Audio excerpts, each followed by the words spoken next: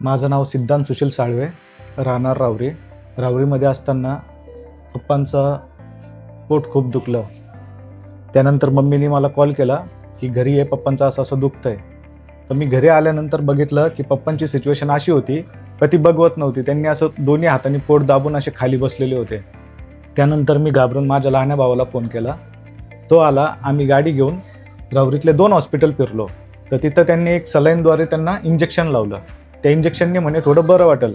तर त्यांना थोडं असं नॉर्मली पेन कमी वाटलं आणि थोड्या वेळाने त्यांना म्हणजे असं पोट वगैरे पण साफ होत नव्हतं, पोट फुगल्यासारखं होतं. तर एनिमा वगैरे दिला, त्याने पण पोट साफ नाही झालं.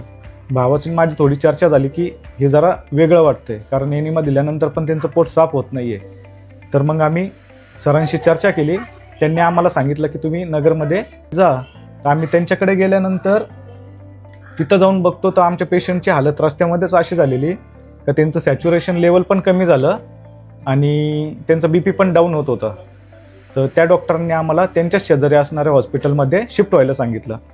तर तिथे गेल्यावर त्यांनी ICUमध्ये शिफ्ट करून घेतलं आणि त्यांनी तातडीची ट्रीटमेंट चालू केली. ती ट्रीटमेंट चालू केल्यानंतर त्यांची जेव्हा रक्ताचे सॅम्पल वगैरे घेतले तर त्यांनी आपल्याला सांगितलं की मल्टिपल ऑर्गन्स इन्फेक्टेड झालेले आहेत. तर ते म्हणे की तुम्हाला या संबंधित मल्टी स्पेशालिटी हॉस्पिटलला जावं लागेल. तर आम्ही पप्पांना घेऊन एशियन नोबेल हॉस्पिटलला आलो. इथं आल्यानंतर अतिदक्षता विभागात पहिलं दाखवलं. तिथनं त्यांनी ट्रीटमेंट करून लगेच वरती ICUला शिफ्ट केलं. इथं आल्यानंतर डॉक्टर कांडेकर सर असतील, डॉक्टर चेडे मॅडम असतील, यांनी पप्पाची सिच्युएशन बघता त्यांच्यावर योग्य ती ट्रीटमेंट चालू केली. ट्रीटमेंट चालू असताना पेशंटची परिस्थिती इतकी नाजूक होती की मी सरांशी बोललो तर सर मला बोलले की तुमचं पेशंट एकदम क्रिटिकल आहे. तर मी सरांना एवढंच बोललो, सर पेशंट क्रिटिकल आहे पण बरे होतील का? सर बोलले पेशंट आम्ही बरं करतोय, फक्त आमच्यावर विश्वास ठेवा, पण सिच्युएशन क्रिटिकल हे आम्ही तुम्हाला सांगून देतोय.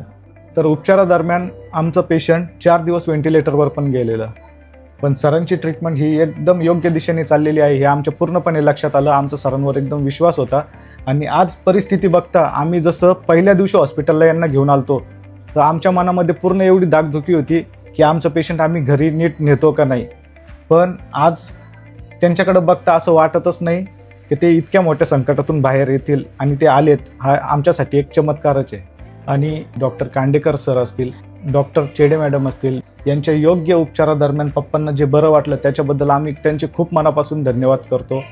आणि बाकीचे स्टाफ सहकारी एवढंच स्टाफ चांगलंही का जरा मला रात्री पाणी लागत होतं, मी हाका मारले का टपकन उठून यायचे आणि मला पाणी पाजायचे 2 घोट.